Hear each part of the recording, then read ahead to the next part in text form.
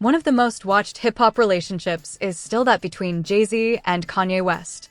Social media is ablaze with rumors of growing tensions between the two musicians as Kanye faces entrance restrictions to the UK and the cancellation of his headline spot at the Wireless Festival. According to reports, Jay-Z plays a part or holds a stance in the matter. His silence, however, simply encourages further speculation.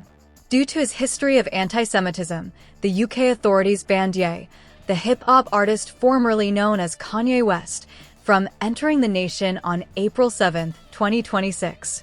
This resulted in the cancellation of a music festival where he was scheduled to perform as the main act. The Home Office told the BBC that they rejected the application because they thought his presence would not be beneficial to the general welfare. The 3 evenings of the Wireless Festival music on July 10, 11, and 12 were slated to feature Kanye West as the main act. Ye was scheduled to play in front of some 150,000 partygoers. 3 nights and 150,000 music attendees at the outdoor festival in London's Finsbury Park, and then they were gone. According to reports, Kanye West submitted a travel request to the UK Home Office on Monday. The Wireless Festival was forced to cancel by Tuesday morning due to the Home Office's prohibition on Ye entering the United Kingdom. According to a statement from the music festival, this ban didn't happen in isolation. All ticket holders will receive an automatic full refund. The Chicago native, who recently performed 2 sold-out shows at Los Angeles' SoFi Stadium in music support of his new album, Bully, has not experienced the same backlash at home. A few days prior, Kanye was at the top of the world. He made $18 million in a single night at SoFi Stadium, the highest-grossing concert ever by a rapper, as 2 comeback shows earned $33 million combined. The sold-out SoFi Stadium performance featured a parade of collaborators and well-known fans, including Travis Scott and CeeLo Green, as well as a surprise appearance by Lauryn Hill. He had $33 million in 2 nights, Lauryn Hill, Travis Scott, and his daughter North on stage. Then the UK declined, and that's where Jay-Z comes in. Jay-Z has been observing while Kanye was selling out stadiums and being banned from nations, and those who follow this narrative closely know that Jay-Z doesn't need to speak loudly for his message to be heard. The man who once referred to Kanye as his little brother has been operating in a completely different orbit, and the gap between those 2 orbits has never been greater. Last year, Kanye was refused a visa to enter Australia following the release of his song Hi Hitler, which was denounced and banned on numerous music platforms. Now, the UK and the mayor of Marseille, the second biggest city in France, recently declared that he does not want West anywhere near his city. The walls are closing in on Kanye's global respectability and business legacy. That contrast, music, that's the message to comprehend the gravity of what's happening right now. You have to understand where these 2 men came from together. The 2 had been collaborating since the 1990s, when West was hired to produce songs for Jay-Z's Rockefeller Records. Music before Kanye West was a rapper, before he was a fashion mogul, before he was Ye. He was the Chicago kid who battled valiantly for the opportunity to rap on the label he was producing hits for. And it was Jay-Z's label that provided him with the opportunity. Kanye created some of the most famous beats in Jay-Z's discography, the soul-sampling chipmunk style that revolutionized the sound of mainstream hip-hop. The 2 developed a business and personal creative partnership. The 2 well-known musicians have a long history together, from Ye producing Jay-Z's songs in the early 2000s to producing one of the most well-known joint albums of the 2010s. Watch the Throne, music, which was released in 2011, was a cultural landmark that brought together 2 of the biggest artists in the world for a project that celebrated their shared dominance. My next guest, which debuted on David Letterman's Netflix series, requires no introduction. __ in Paris became an anthem. The Watch the Throne tour was an unparalleled spectacle. Jay-Z would characterize the relationship in terms of family. "That's my music brother," Jay-Z insisted. As in, Kanye is my younger brother. Perhaps Jay-Z's statement regarding Kanye is the most loaded one he has ever made. And like your little brother, things happen sometimes. When Jay spoke with Zane Lowe of the BBC about the possibility of a second Watch the Throne tour, He described his relationship with West as a big brother thing, a respect thing, and always a good experience. This is because what happened between them didn't just happen. It escalated and escalated until two men who once stood on the same stage as equals found themselves standing in completely different worlds. He explained that their relationships weren't always simple. He's going to challenge everything because he's really trying to test it and poke holes to make sure that it stands up. I sort of like it. Jay-Z's admiration was sincere. He recognized something in Kanye that made him think of his younger self. Music, the hunger, the ambition, the refusal to be told no. But what happens when the person you support turns into someone you don't recognize? Because that's exactly what Jay-Z has done. Music, he's been silent, strategically, deliberately, almost surgically silent, and silence from Jay-Z isn't neutral in the world of hip-hop, power moves, and billion-dollar empires. What happens when the little brother starts doing things so inflammatory, so destructive that silence becomes the only statement you can afford to make? It's a verdict. In an almost 2-hour interview with Charlemagne the God, West disclosed that the Carters' absence from his music wedding exacerbated the tension between him and Jay-Z. The breakdown of Kanye and Jay-Z's relationship didn't happen overnight. Rather, it was a gradual, agonizing decline that unfolded across stages, social media platforms, music interviews, and ultimately court documents. "I was hurt about them not attending the wedding," he stated. "You won't miss a wedding if it's family, even though I know they were going through some difficult times." That pain was genuine. Jay-Z has never worn it in public, but Kanye did. And the primary cause of these two men's collapse was the basic difference in how they handle conflict. Kanye transformed suffering into spectacle. Jay-Z used suffering as a tactic. Jay-Z and Beyoncé did not attend West's wedding in Fort D, despite reports that Beyoncé and Kim Kardashian became close during the Watch the Throne tour.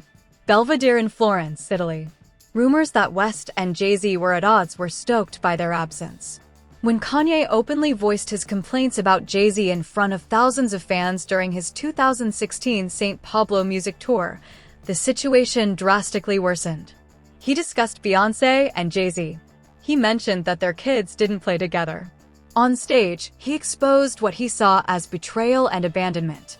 Eventually, Jay-Z responded, but he did it in his own way and on his own terms. One of the most prominent examples of this occurred in 2017 when Hovive talked about his conflict with Kanye West in an interview with the Title's Rap Radar program.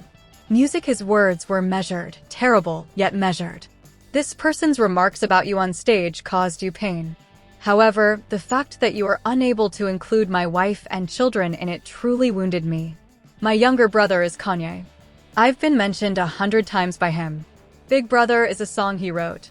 You drew my family into it, but we've moved beyond more serious problems. I'm having trouble with it now. That is a serious issue." According to Jay-Z, he is aware that he went too far. Every succeeding phase of this tragedy has mirrored that statement. He knows that he crossed a line. Kanye continued to move past one cue after another since he didn't just cross one. Every crossing is more damaging than the last one. While Jay-Z, the master of calculated stillness, observed it from a growing distance. Private healing was made more challenging by Kanye's comments, public revelations about their relationship, and eruptions on social media. A wall of tension between two men who formerly claimed to be brothers was being built brick by the Tidal lawsuit, royalties issues, and creative disagreements. Despite the success of their joint album Watch the Throne in 2011, Jay-Z and Kanye West have had a dubious past in recent years. And with every year that goes by, every issue that occurs, and every headline that appears, the question mark that hangs over that past just gets heavier. While the conflict between Jay-Z and Kanye was being expressed in interviews and coded lyrics, Kanye started down a path that nobody could have predicted, not even Jay-Z, the industry, or his fans. Over the past few years, Kanye, who now goes by Ye, has faced harsh criticism after he started using social media to spread divisive and negative statements against different groups of people.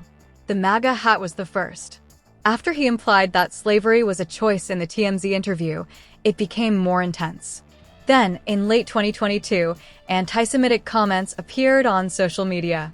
Music declarations so outrageous that they cost him almost everything he had created for profit. With Yeezy, he created a parallel fashion empire. Adidas ended their partnership with him in October 2022 after he made anti-Semitic remarks in public. Adidas didn't simply terminate a contract. They ended a billion-dollar collaboration. Balenciaga severed connections. Gap ended their agreement. He was dropped by talent agencies. In a matter of weeks, the business infrastructure Kanye had spent years building vanished. West, who now goes by Ye, produced a song last year called Hi Hitler and put up a t-shirt with a swastika on his website for sale. It's not a misunderstanding. That is not taken out of context. A man who once made Jesus walk released a song with that exact title. Additionally, he wore a Ku Klux Klan robe to an interview. The provocations weren't errors or spontaneous outbursts. They were intentional, persistent, and intensifying. He always found a new floor to break through when someone thought he had reached the bottom. The assaults on Jay-Z's family followed. Kanye stunned fans in April 2025 by making extremely musically disrespectful comments regarding Jay-Z and Beyoncé's babies. The rapper questioned why the younger Carter children's music public profiles were lower than those of their elder sister, Blue Ivy, in a number of social media posts. When Kanye Music made offensive remarks regarding artificial insemination and reproductive choices, and used an ableist slur to characterize the Carter twins, the situation became more heated. Music Jay-Z and Beyoncé's kids are late, according to Ye. Later, Ye removed the posts, but he reassured his supporters that it wasn't because he was afraid of the rapper with 99 problems. Instead, fearing that his former account might be suspended, he removed Music. I'm furious that I removed that. Remember what Jay-Z said in 2017? You brought my family into it. Now it's a problem with me, Ye continued. That's a serious issue. Music Kanye did precisely what Jay-Z claimed was the unacceptable line, and he went one step further by mentioning more than just Jay-Z's kids. According to sources, Kanye's posts about Beyoncé's children had an impact on relationships outside of the Carter family. Music Kim Kardashian reportedly felt horrible about her ex-husband's behavior, admitting he had crossed serious boundaries. The reality star and Beyoncé allegedly talked about reaching out to members of Kanye's inner circle to encourage him to seek mental health treatment. Insiders characterized the situation as a significant crisis, saying Music that there was still sadness about the direction he was taking amid rage and contempt over his conduct. Jay-Z did not produce a diss single or music post or publicly respond. In January 2026, West published a full-page advertisement in the Wall Street Journal apologizing for his previous actions, saying, "I am not a Nazi or an anti-Semite. I love Jewish people." He did what he always does, letting time and consequences speak for themselves. The results have been startling. Kanye West faced criticism for failing to apologize to Beyoncé, Jay-Z, and their children in his recent apology to the Jewish and Black communities. West apologized for his behavior in a full-page ad in the Wall Street Journal, blaming it on manic episodes brought on by bipolar disorder.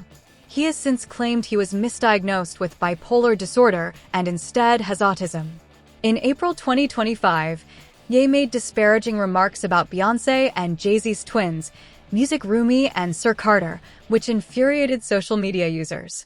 He apologized to communities, but not to the specific people he had targeted, and the most notable omission among those people was Jay-Z Music and his family. Kanye West's recent public apology caused a great deal of backlash from social media users who noticed obvious omissions in his statement. While the rapper addressed his anti-Semitic remarks and sought forgiveness from Jewish and Black communities, he failed to acknowledge specific individuals he targeted during his controversial social media tirades, particularly Beyoncé, Jay-Z, and their children. Then came the Bully album, the SoFi shows, the $33 million payday, and the announcement that he would headline all 3 nights of the Wireless Festival in London. Kanye West's last UK performance was his Glastonbury headline set in 2015. He hadn't set foot on a UK stage in over a decade, and the prospect of his return immediately set off a firestorm. The decision to book the controversial rapper as the festival's only headlining act came under increasing pressure from major sponsors, campaign groups, and even UK leaders. Despite Ye's recent anti-Semitic and pro-Nazi remarks, Pepsi, PayPal, and Diageo, among other brands, withdrew their sponsorship. In recent days, British commentators and public officials condemned the festival's booking with London Mayor Sadiq Khan, saying it was not reflective of London's values. "My only goal is to come to London and present a show of change, bringing unity, peace, and love through my music," he said, offering to meet members of the Jewish community in person. Melvin Venn, managing director of Festival Republic, which co-promotes Wireless alongside Live Nation, had issued a statement defending West's music, calling his previous remarks abhorrent, but pleading for forgiveness and giving people a second chance. Kanye himself attempted to step in. "To listen, I know words aren't enough," West remarked. "I'll have to demonstrate change by my deeds. I'm available if you're open," but it wasn't sufficient. In response to Ye's comment, the British Jewish Board of Deputies stated, "We are willing to meet Kanye West as part of his journey of healing, but only if he agrees not to play the Wireless Festival this year." Then followed the ban. UK Prime Minister Keir Starmer spoke on social media, saying, "This government stands firmly with the Jewish community, and we will not stop in our fight to confront and defeat the poison of anti-Semitism." Kanye West should never have been invited to headline Coachella. "We will always take the required steps to preserve our principles and safeguard the public." The organizers decided to cancel the entire event since Ye was scheduled to headline all 3 nights' music from July 10th to July 12th, and they could not find a suitable replacement at such short notice.